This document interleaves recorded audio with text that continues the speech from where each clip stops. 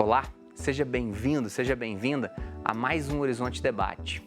O programa de hoje é para o filhote, para o neto, para o sobrinho que está naquela primeira semana da faculdade, que está inebriado com conhecimento. Ou então para o jovem que está no ensino médio e tem vontade de pesquisar as coisas que ele está aprendendo no primeiro ano em ciências, em química, física, biologia, ou em português, em inglês.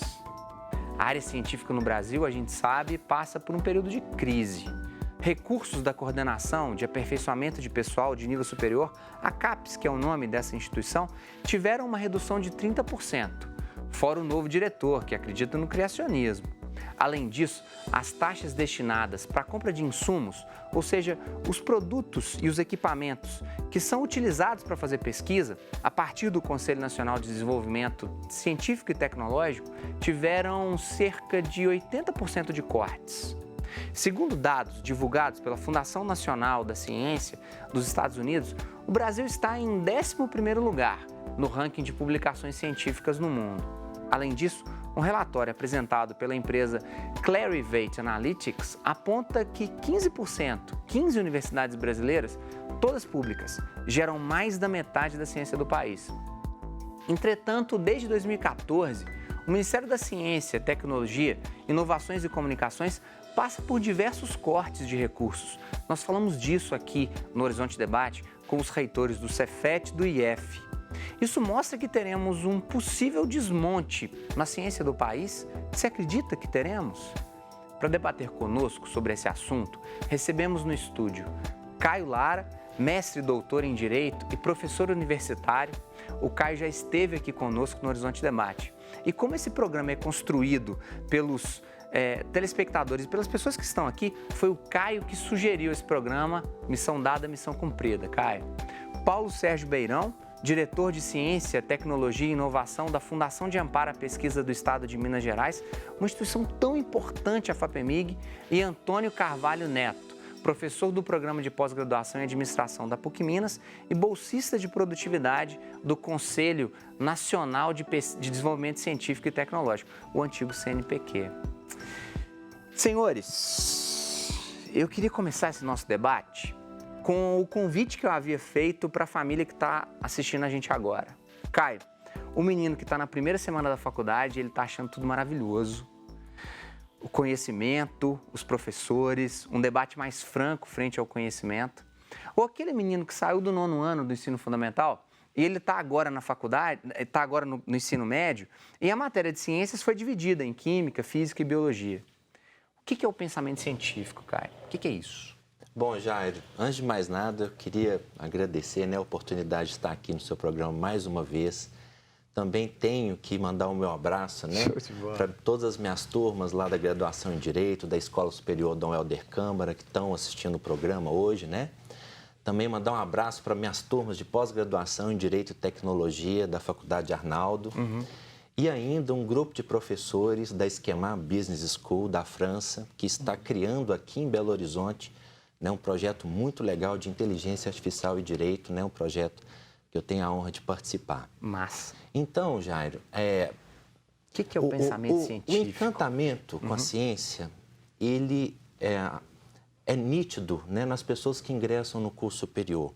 O que me deixa triste no atual momento brasileiro é que cada vez menos jovens, em proporção, podem ter essa experiência rica e positiva, Como é sabido, grosso modo falando, o pensamento científico ele é baseado em evidências, construção de hipóteses, testagens, sendo que o experimento ele deve ser repetido na mesma condição de temperatura e pressão e apresentar os mesmos resultados, isso classicamente nas chamadas áreas duras, na química, na física, na matemática.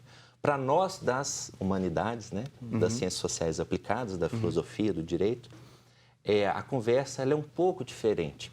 Não que o método científico não se aplique a gente, mas, como dizia Thomas Kuhn, um grande filósofo, para algo virar ciência no direito é preciso convencer a comunidade dos cientistas. Então, por exemplo, o que a ciência jurídica trouxe de construção recente para o Brasil? Por exemplo, a união isoafetiva de pessoas do mesmo sexo. quando que essa ideia que pessoas do mesmo sexo, baseado, né, nos princípios da isonomia, da dignidade da pessoa humana, né, como que essa ideia passou a compor a ciência jurídica? A partir do momento em que, no debate, se convenceu, né, a totalidade dos membros, ou grande parte dos membros, né, a maioria do Supremo Tribunal Federal do Brasil, né, já há bastante tempo, e essa ideia passou a integrar, né, o campo do direito, que é a minha área de pesquisa.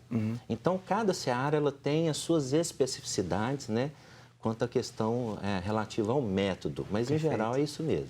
Paulo, qual que é o fascínio que o pensamento científico, a ideia da ciência, exerce em quem pesquisa e trabalha na instituição de fomento mais importante do Estado? Bom, eu queria começar dizendo da minha satisfação de estar nesse debate. Eu acho que é um tema extremamente importante e é importante que seja compartilhado com a sociedade também. A questão da ciência, do método científico, como já foi dito aí, ela se baseia em evidências, né? Então, é muito importante que as pessoas que têm uma formação científica, e infelizmente, eu acho que há uma carência na nossa sociedade desse tipo de formação, é de não acreditar em qualquer coisa, você buscar evidência. Eu acho que aquela pergunta simples que você pode fazer, será que isso é verdade? É fundamental, principalmente diante da situação do um monte de informações que são trazidas para a gente, que não tem nenhum fundamento. E basta a pessoa pensar um pouco mais e buscar as evidências para checar se aquilo é verdade ou não. Eu acho que a nossa sociedade seria muito melhor se as pessoas tivessem essa atitude. Não aceitar qualquer coisa que a internet diz, porque a ciência ela é baseada em evidências.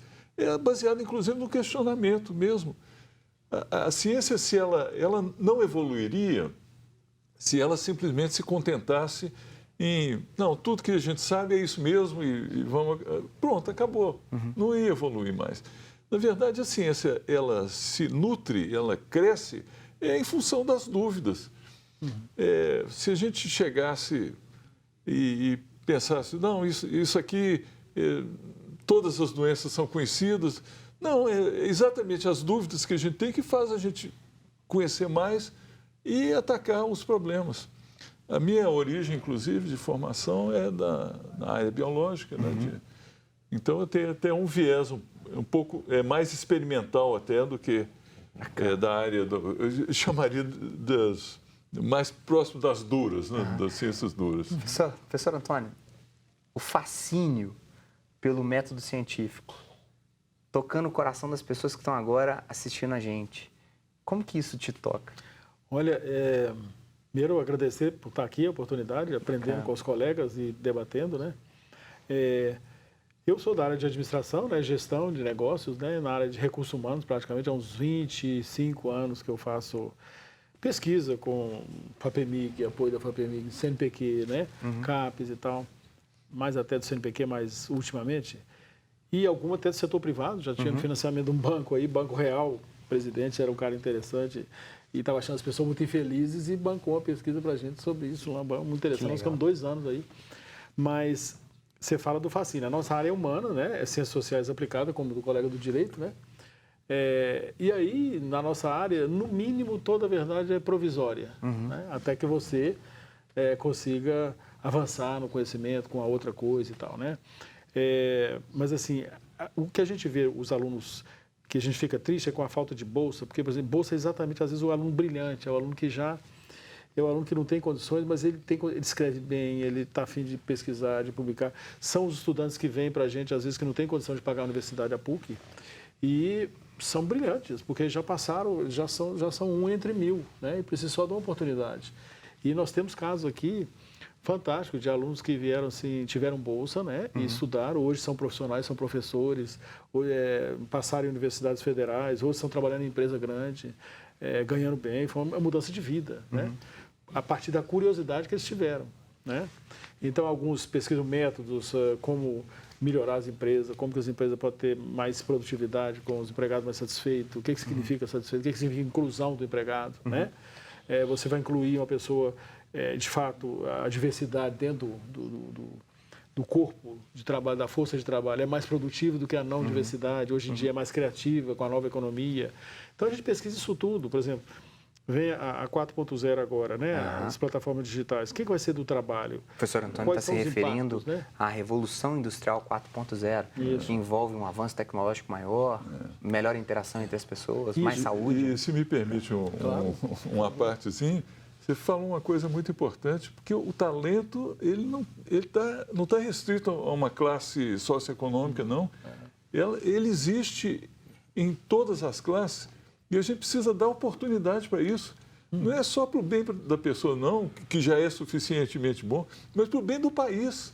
Nós não podemos ficar desperdiçando talentos, simplesmente negando a eles a oportunidade de estudar mais, de se desenvolver esse talento. Agora, montamos um timaço de especialistas, mas não, talvez, com a surpresa do telespectador da TV Horizonte, com um engenheiro, com um cientista, um físico, por exemplo, um físico nuclear. Falamos de 3 áreas distintas, e esse psicólogo que vos fala, que fez mestrado, que fez pesquisa também, de 3 áreas, direito, biologia, administração, para dizer para as pessoas de que fazer ciência é uma coisa importante, de que pensar inferências, testar é uma coisa importante. Porque, amigo telespectador da TV Horizonte, você não tem ideia da bobagem que você faz quando você recebe uma determinada mensagem e, sem pesquisar a verdade dessa mensagem, você joga no grupo de WhatsApp da família. Daqui a pouquinho a gente volta para poder falar disso. Ciência também é feita no grupo de WhatsApp da família. Até daqui a pouco.